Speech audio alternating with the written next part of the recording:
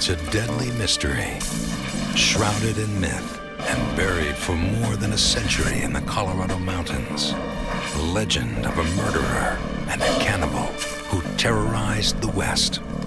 He is a man of historical controversy, considerable historical controversy. 100 years later, a team of modern-day scientists searches for the truth behind the story of Alfred Packer. Boy, am I glad to see you. And the basis for the historical controversy is whether or not Alfred Packer did the unthinkable. But the stories written in the bones ignite a debate. There's no doubt that he was a cannibal. What is in doubt is that he's this ruthless murderer. Only the bones hold the truth. Forensic scientists must unlock the long-buried secrets of the dead to solve the mystery of the Colorado cannibal.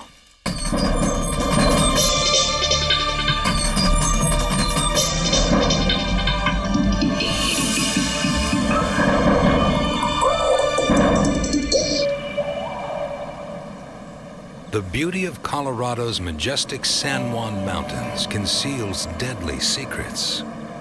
A grisly legend swirls around these mountains, a legend of a starving man who killed and ate his traveling companions.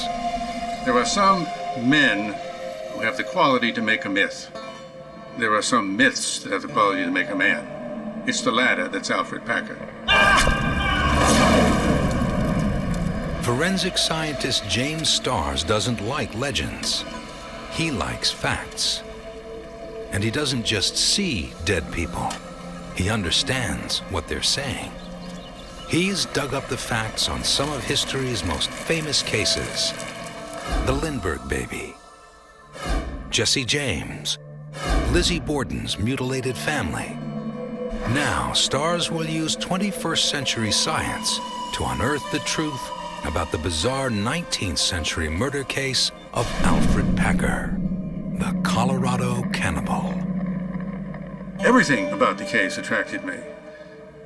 Start with cannibalism, start with multiple murders, start with the San Juan Mountains, start with prospectors, start with looking for gold. The myth of the Colorado cannibal actually starts here, Salt Lake City, Utah, November 1873. Winter is blowing in, but so are rumors of gold. Untold riches almost 500 miles away in Breckenridge, Colorado. 21 men prepare to join the gold rush in the San Juan Mountains. They'll find the gold and silver buried there, or they'll die trying. They just need someone to lead their party. Alfred Packer tells them he knows the way. But Packer doesn't know these mountains. He's not even a prospector. He's a shoemaker who's sick of making shoes. To make it through the mountains in winter, the prospectors need an experienced guide and lots of luck. They don't have either. 21 men head out from Salt Lake City with their dreams of striking it rich. They have enough supplies to make the long journey. They buy provisions, including feed for the horses. They have planned for everything, or so they think. Storm's coming. After only a few weeks on the trail, winter roars into the Colorado Rockies. They didn't know what to expect, and they certainly didn't know what to expect here in January. In February, when you get the snowstorms and the ice and the difficulty in traveling, and the fact that it's slower to get from one point to another, and you go through your food supplies relatively fast. The men slow down in the snow and ice. The cold is unbearable. They can only cover 3 miles a day. At this rate, it will take them 5 months to reach Breckenridge, more than twice what they planned. They lose part of their food crossing the Green River. Then, after 10 weeks on the trail, they stumble across a Ute Indian camp. The chief knows the Colorado winters and offers a stern warning. It was the Ute Indian chief, Ure, who told all of them, don't go into the San Juan Mountains. The prospectors decide to stay with the Utes till late winter. But a few are more afraid of losing the gold than of losing their lives. 6 men ignored Chief Ore's advice. They're afraid other prospectors are going to hit the rich gold and silver strikes before they will. So they're anxious to be the first ones on the ground. It's a little bit of greed that we're seeing here. The youngest of the 6 men is an 18-year-old named George Noon. He's from San Francisco, so they call him California. The old man is Israel Swan.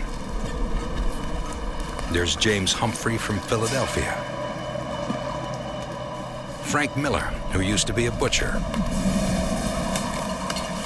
And Shannon Bell is a Civil War vet with a shock of red hair.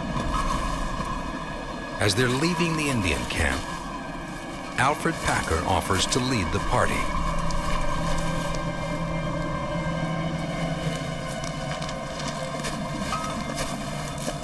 He was a leader that no one should have followed, because he was taking these people into the San Juan Mountains in February of 1874, which we know from the records today was the worst winter that they've ever had in the San Juan Mountains in terms of cold and snow. And without any horses, with 1 week's provisions, he led a group of 5 of them, himself included, making 6, into the mountains when the others of the 21 total that left Provo said, no way, you're on your own. We're not going to go with you. Packer's goal, the Los Pinos Indian Agency, 75 miles away.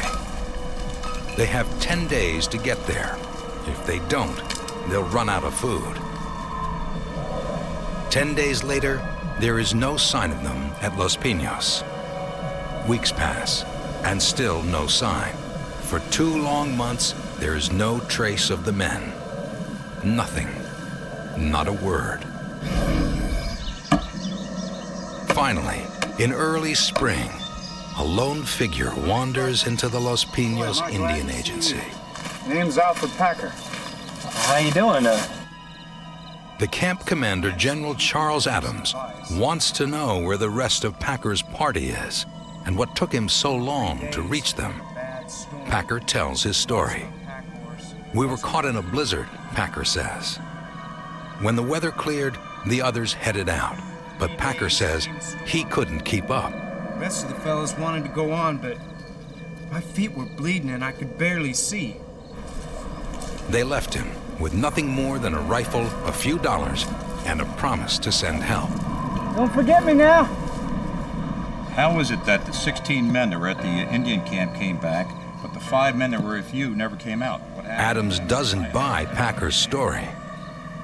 I don't know. So there's immediate suspicion that they may not show up, that they in fact may not even be alive at this point.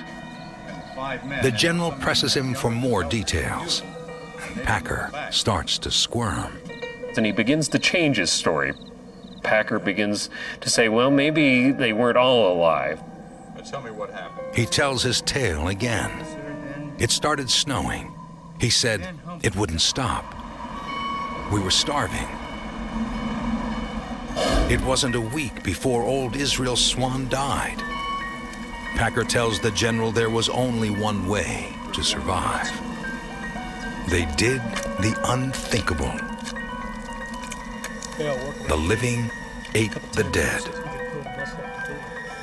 Alfred Packer didn't want to die, but then, of course, if there's this bonanza of flesh and you're about to die from starvation and the people are all dead, you help yourself to the leavings and you commit cannibalism. Packer goes on to tell the commander they took some bits of meat from Swan's chest and legs. They had to do it to survive. Packer continues. So we kept going. The men kept on hiking, and about 4 or 5 days later, James Humphrey died. Did the pocketbook and the money belong to Humphreys too? Yes, I looked in the pocketbook and I saw he had the money and I took it. About 10 days out from camp, 4 or 5 days afterwards, Humphrey died and was also eaten. He had about $133. Now there were only 3 of them. Then one night, when Packer returns to the camp after gathering firewood, he finds Miller dead. Sometime afterwards, while I was carrying wood, the butcher was killed, and the other 2 told me accidentally, and he was eaten. Packer says Bell thought Miller, who had rheumatism, was slowing the party down. Miller should be the next to be sacrificed. That's why Bell killed him. Several days later, Bell killed the Californian Noon. Once again, he felt he and Bell had no choice but to eat the young man. Packer says the 2 marched on, and then Bell tried to make dinner out of him too. But Packer shot first. Shot him, covered up the remains, and I cut a piece off of him. Yes, he tells General Adams he did kill Shannon Bell. And then he ate his remains. He had to. If he hadn't, he would have died. Adams still isn't convinced. If there are 5 bodies out there in the mountains, he wants to see them. Adams orders a search party and tells Packer to lead them to the corpses. But they find nothing. Wild animals could have carried off the bodies, or Packer could be leading the searchers on a wild goose chase. Without corpses, Packer can't be charged. Adams has no choice but to release him.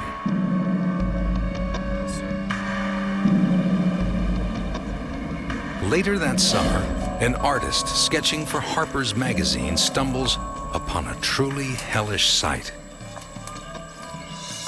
He peers into a grove of willows that are growing along the river, shadowy in there, but he can dimly make out the rotting carcasses of these 5 men that are lying on the ground. No attempt was made to bury them. John Randolph has found 5 decomposing bodies. Immediately, he grabs his pencils and pad and starts drawing. At the time, the bodies were partially decomposed and showed injuries to their heads. It captivates Harper's readers and grabs the attention of one man in particular. They seem to be Packer's victims. And I could barely see. General Adams needs proof. So he rounds up one of the original 21 prospectors. Maybe he can identify what's left of the bodies. The prospector says these are the men who left the Ute camp and never came back. The same men who were with Alfred Packer. Alfred Packer is arrested and charged with murder. He's not charged with cannibalism for one simple reason. It's not against the law. Packer is held in a makeshift jail on a local ranch. This little shack can't hold Alfred Packer. He's not about to wait around to face this frontier town's judge and jury. He waits for the right moment, picks the lock, and vanishes into the mountains. The commander rounds up search parties to find him and bring the suspected murderer back. Neighboring communities form up posses to track him down. When word of his escape reaches the surviving prospectors, they swear vengeance against him. They hunt for months, but can't catch him. Packer simply disappears. Was Alfred Packer a murderer? Or did he do what anyone would have done? James Starrs is determined to find the answers. There's much more to the tale of Alfred Packer, it seemed to me. I finally decided to put to rest some of these questions that I had in my mind by going out to Lake City, Colorado, and seeing if I couldn't find out more than the textbooks said about Alfred Packer. It won't be easy. The San Juan Mountains have held a tight grip on Alfred Packer's secret for nearly 130 years.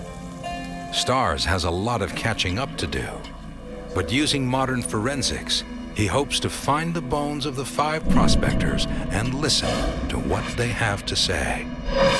It's Starr's only chance to solve the legend of the Colorado cannibal once and for all.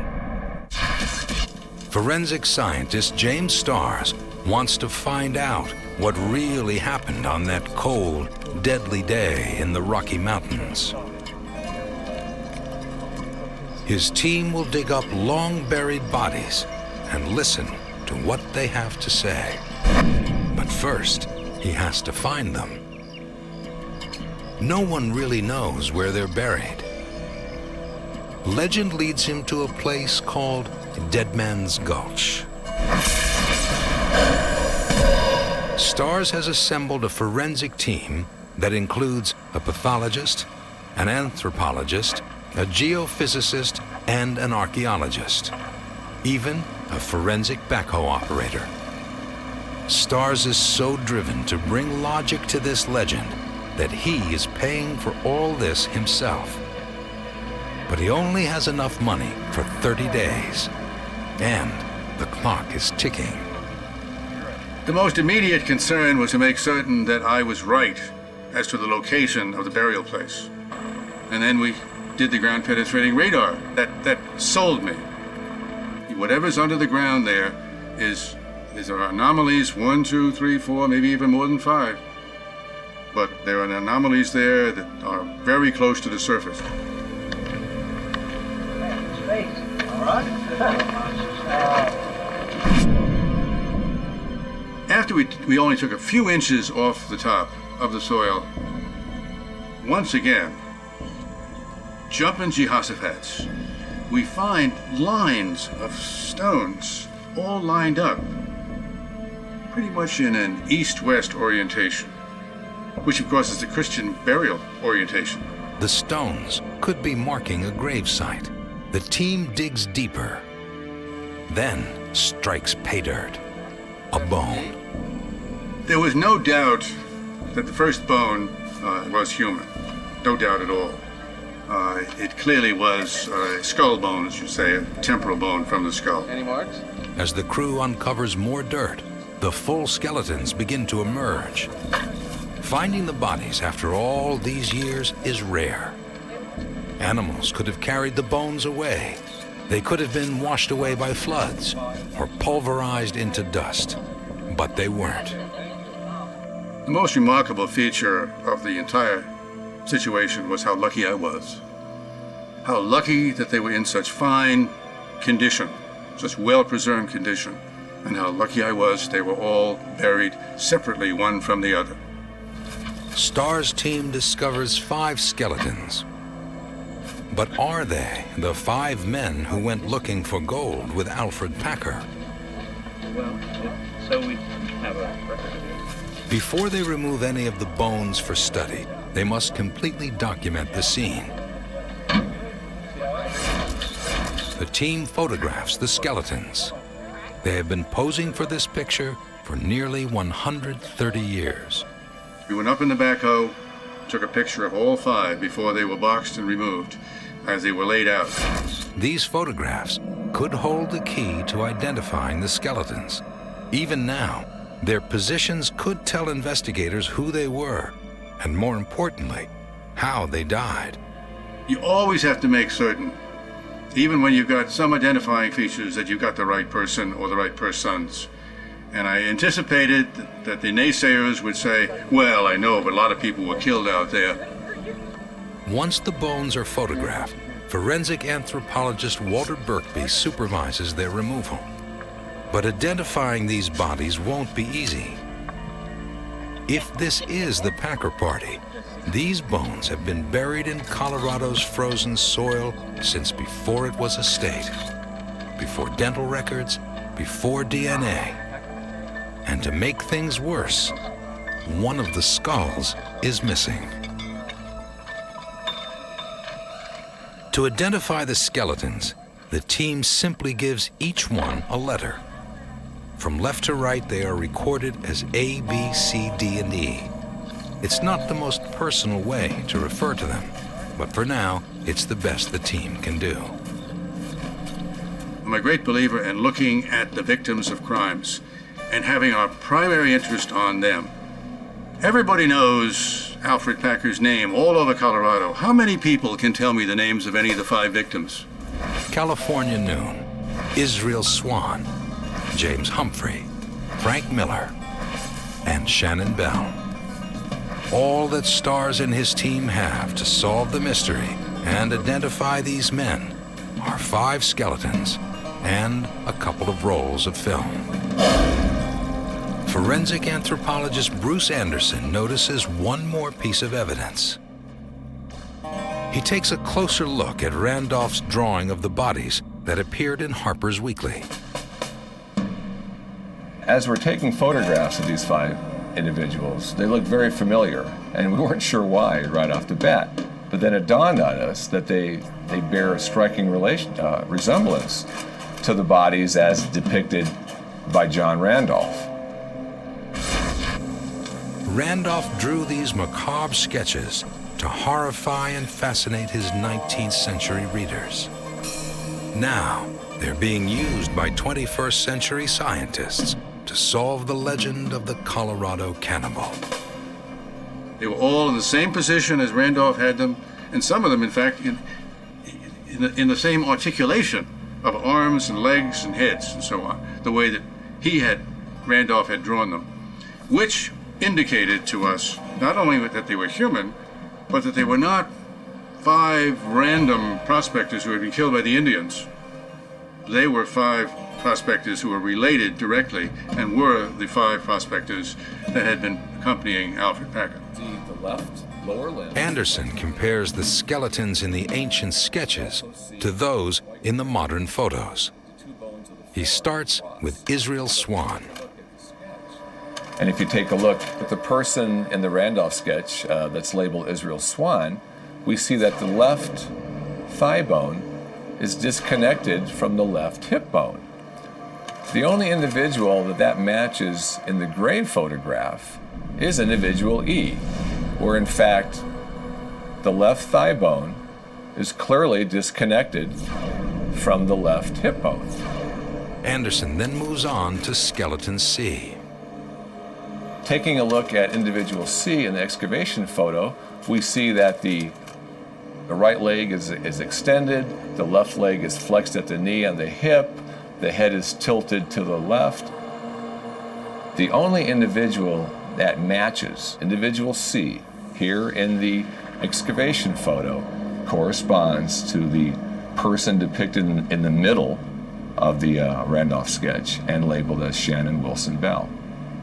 We see the hip. They're all there. Miller, Humphrey, Bell, young California Noon, old Israel Swan. But how did they die? The cold bones tell a chilling tale. A tale that doesn't match Packer's. Back in the lab, Walter Birkby deciphers the clues written in the bones. They were maybe sleeping. It was colder than a well digger's fanny in the Klondike, and so therefore they were all bundled up. Every one of them had hatchet marks to the skull, multiple hatchet marks. They're deep, they're fracturing, they serve the purpose of dispatching the individual. Birkby counts 478 tool marks on the 5 skeletons. The evidence also indicates an axe smashed in the skulls. Natural causes? No way. These men were murdered, and not the way Packer explained it.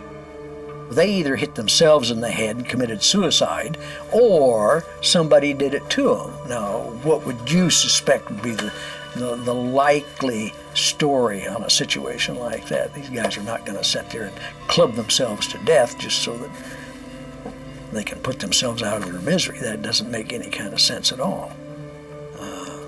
They were striving to remain alive long enough so that the snow would eventually melt and they can get the hell out of those damn mountains. Rifles, we ought to be able to shoot something up here. Did Alfred Packer take a hatchet to all 5 men? The injuries to the bones tell Birkby someone hacked all 5 men to death. One person did it because the modus operandi is the same. It doesn't vary that much between individuals. The only guy to come walking out of that camp was Alfred Packer, and he was in pretty good shape. James Starrs and his team are digging for answers, and they've already unearthed a few. It now looks like Alfred Packer is a liar. But these skeletons have many more stories to tell, and some will cut right to the bone. Forensic scientist James Starrs and his team have found the bodies of the men who went into the San Juan Mountains with Alfred Packer. Now these forensic specialists study the bones to uncover the truth about the Colorado cannibal.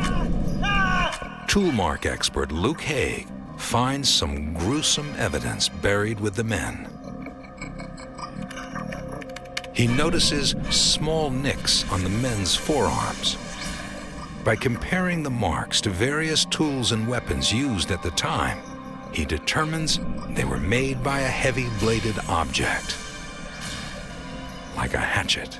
It is evidence that the men tried to fight off their axe-wielding attacker with their bare arms. If you're trying to protect yourself, you stand to get clipped or caught by the weapon, the hatchet or axe, as its landing blows on a conscious, responding individual. The marks clearly show which of the men fought hardest against his attacker. 18-year-old California Noon. A true, vigorous 17, 18-year-old. He had numerous hatchet marks. He had been multiple times in defense of himself. This wasn't one strike. He was hit once, twice, 3 times. It was a horrendous sight to see from the bones how many individual cuts he had in his arm while he was protecting himself. One of the men who fought back was Shannon Bell, whom Packer says he killed in self-defense. No question at all, these were defensive wounds. What it says is that the man that Alfred Packer said that he shot in defense of himself was in fact defending himself against a hatchet-wielding murderer. Uh-oh.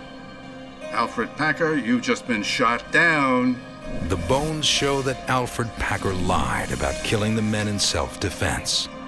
But they also show he wasn't lying about the thing that made him a legend. Only one thing could make these tiny tool marks.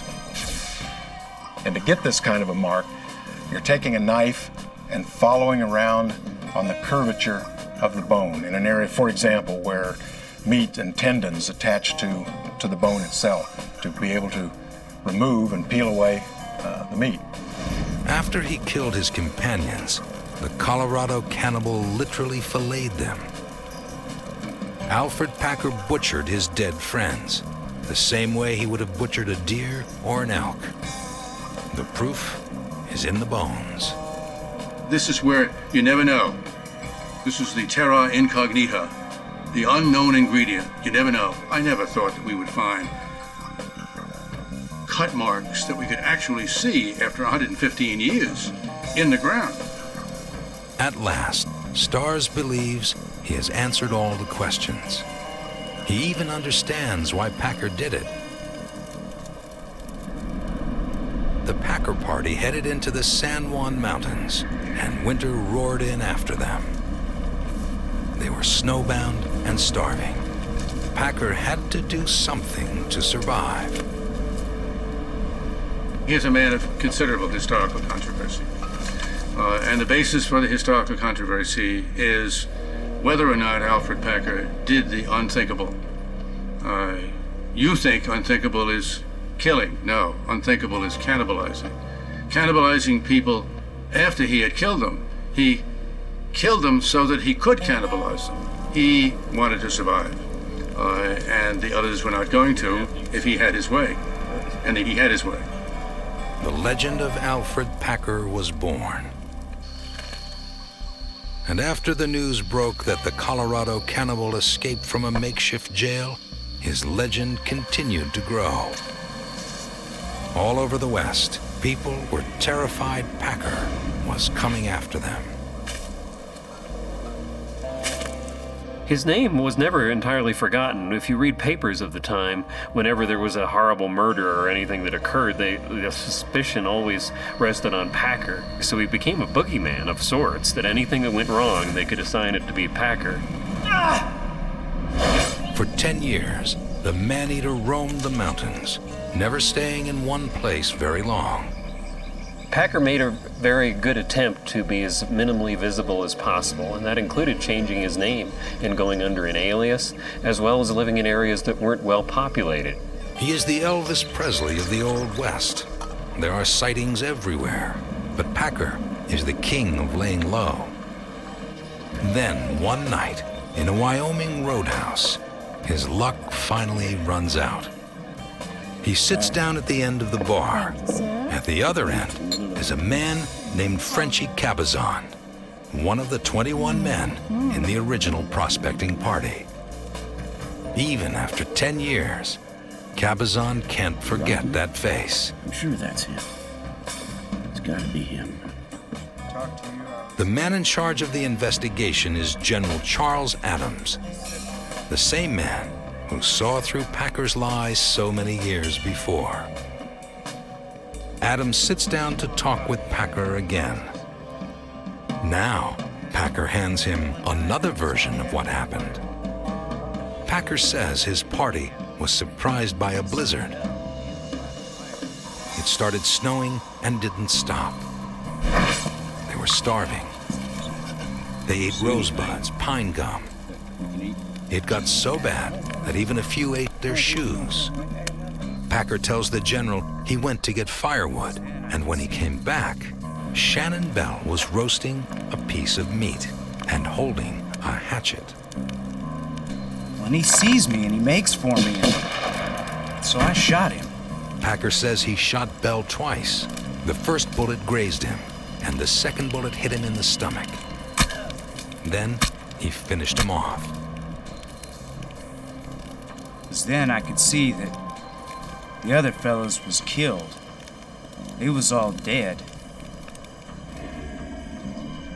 That's what really happened. Well, Mr. Packer, this story is different than what you told me 9 years ago. But Adams isn't buying. He's been burned by Packer's stories before. Adams charges Alfred Packer with the murder of old Israel Swan. The prosecutor wants to hold off trying Packer for any of the other murders in case he loses this case. Then he could put Packer on trial for the other murders. In the 1870s, it wasn't a problem to try a man twice for the same crime. There are no witnesses, and really no evidence. All the prosecution has are 5 dead bodies and Packer's changing story. But Packer can't mount much of a defense. It's his word against that of a dead man. Mr. Packer, will you please rise? The verdict is never in doubt. We, the jury, find a defendant, Alfred Packer, guilty. At some point within the corporate limits of Judge town, Melville B. Gary passes sentence. County of Hinsdale, and between the hours of 8 a.m. and 3 p.m. of said day, you then and there, by said sheriff, be hung by the neck until you are dead, dead, dead. May God have mercy on your soul. Bailiff, remove the defendant. Jury, your work is appreciated. Thank you. You are dismissed. Court is dismissed. But Packer had broken out of jail before. He might do it again. So an angry mob of townspeople forms outside the Gunnison courthouse. They don't want to wait for procedures or appeals. So Packer is moved for his own safety. Then his hanging gets hung up by a technicality. Packer's attorney appeals his case, and this time, he wins. What was unexpected, however, was a legal twist that the conviction was overturned based on the fact those murders had taken place on an Indian reservation that was located within the territory of Colorado. Packer was actually convicted using state statutes from the state of Colorado. Enough time had transpired that it had gone from a territory to a state at this point. So the conviction was overturned based on the fact it was an Indian reservation in a territory. The Colorado cannibal gets a new trial, and this time, prosecutors hold nothing back. Packer is indicted for the killing of all 5 men. The jury finds Packer guilty of manslaughter. Yes, Your Honor, we have. He is sentenced to 40 years. Guilty on all 5 counts of voluntary manslaughter. Thank you. Just 8 years for every man he murdered and then devoured. 12 years after his crime, Alfred Packer is finally sent to prison. To 8 years in the state of Colorado. Now, the legend takes an even stranger twist. For a total of 40 years. The same mob that saw Packer lurking behind every tree and then wanted to hang him from one begins to feel sorry for him. There was a subtle shift in the public's perception of Packer between the 1870s, when he was celebrated as a Colorado man-eater, one of the few cases of that had ever occurred. By the start of the 20th century, however, there was a great deal of sentiment in favor of Packer, that he had perhaps been railroaded, that there were other circumstances that were unknown that had put him in that jail cell for all those years. As Packer sits in prison, public opinion starts to shift. People begin to believe that he is innocent. And now, 100 years later, one forensic scientist thinks the same thing. James Starrs might have gotten it wrong, and Alfred Packer was railroaded not once, but twice. The case of the Colorado cannibal is settled. At least in James Starrs' mind, an open and shut case. But when you're dealing with a legend, things are never that easy. Some people don't see the Packer story as a mystery at all. They're convinced Packer acted in self-defense. Public sentiment had changed from the frontier days, when the tragedy occurred, to the beginning of the 20th century, and there was a great deal of sympathy for Packer by this time, and it was fanned by Polly Pry of the Denver Post, who was using this as a publicity ploy to assist the Denver Post perhaps in selling more newspapers. It was a good story. Newspaperwoman Polly Pry was a contemporary of Packer's. She interviewed him several times and became a champion of his cause. 21st century science may back her up. This pistol has fired the imaginations of contemporary skeptics.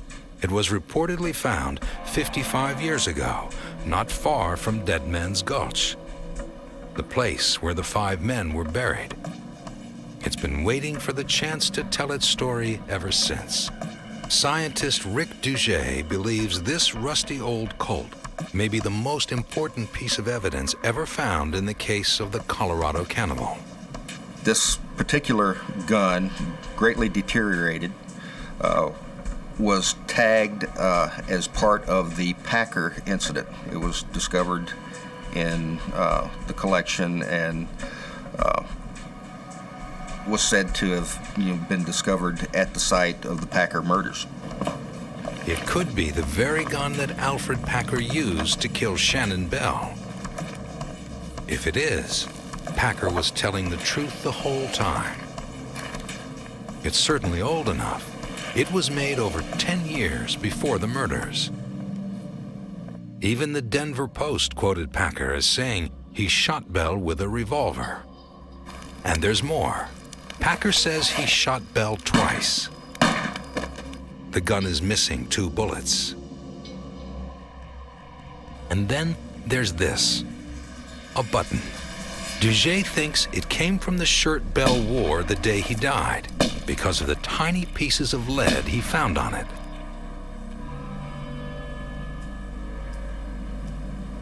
These lead fragments are highly consistent with the lead that was sampled from the bullet in Alfred Packer's gun, and they're highly consistent with lead that was sampled from similar cartridges made around the same time by Remington Arms.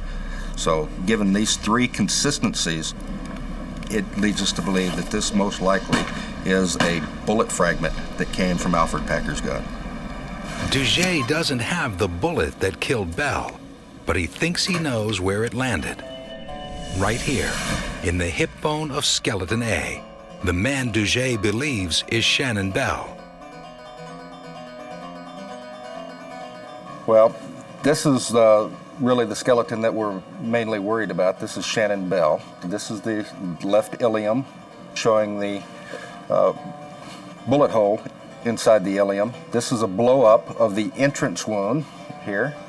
And this is a blow-up of the exit wound on the ilium of Shannon Bell. So now Packer's defenders have their evidence. Packer shot Bell with this pistol, just like he told General Adams. The bullet left its mark on this button and went through Bell's pelvis. It's enough to convince Duget that Alfred Packer was innocent. The legend states that Alfred Packer is a murdering cannibal. What we have done is given some credence to part of Alfred Packer's story. And if you can say that part of his story has credence, then maybe the rest of Packer's story is also believable. But there is one more piece to the puzzle. One last calcified clue that will solve the case of the Colorado cannibal once and for all. It's something Shannon Bell has had up his sleeve for nearly 130 years. For more than a century, most everyone around here assumed Alfred Packer was a murderer and a cannibal. But new evidence shows he may have been wrongly convicted. Dr. Rick Duget believes Packer acted in self-defense. This gun, this button, and this bullet hole tell him that's how it happened.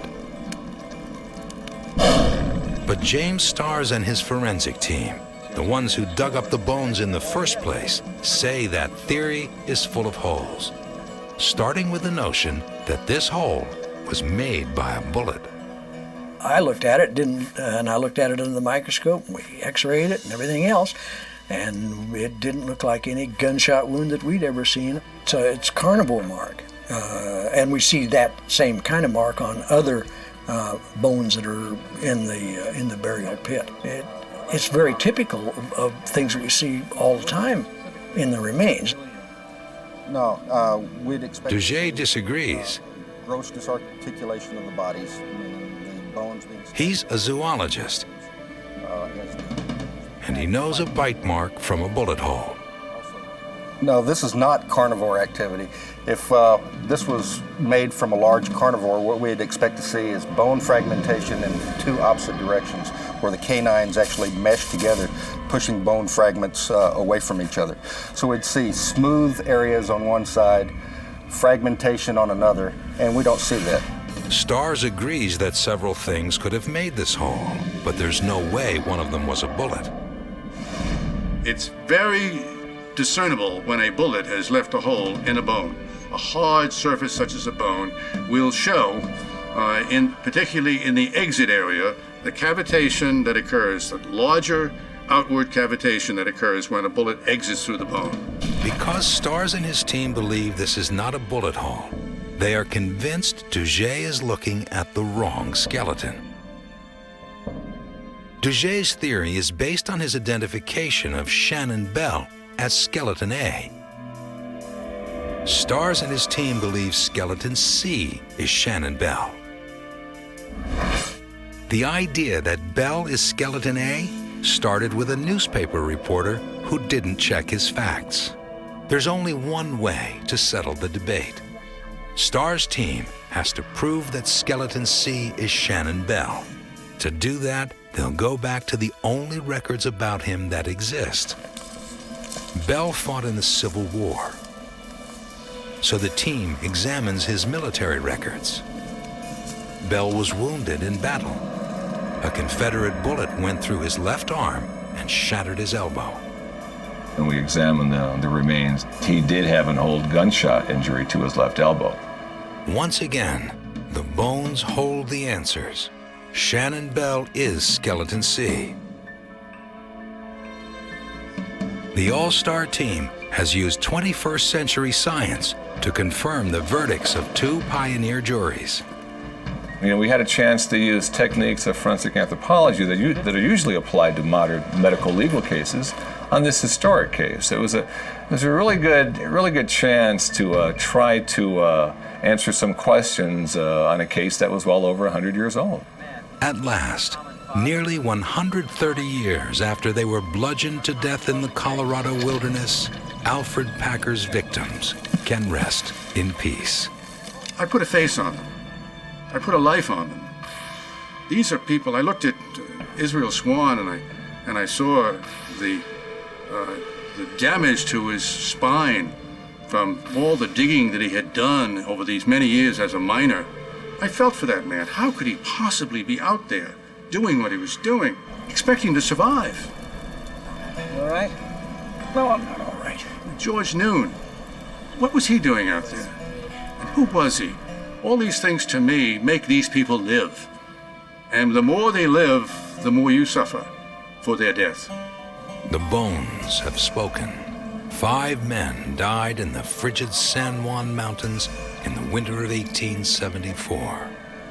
California Noon, Israel Swan, James Humphrey, Frank Miller, and Shannon Bell. Alfred Packer killed them all. He is the most malodorous man that I've ever seen. In all the books I've written about crimes being committed, he is the most foul of the foul, in my view. Why? Because not only did he cannibalize them, but he killed 5 so he could survive when he could have killed 1 and survived off 1 and killed the other, seriatim, individually. So he killed all 5. The whole concept of what he had done more than boggles the mind. It's destructive of the mind.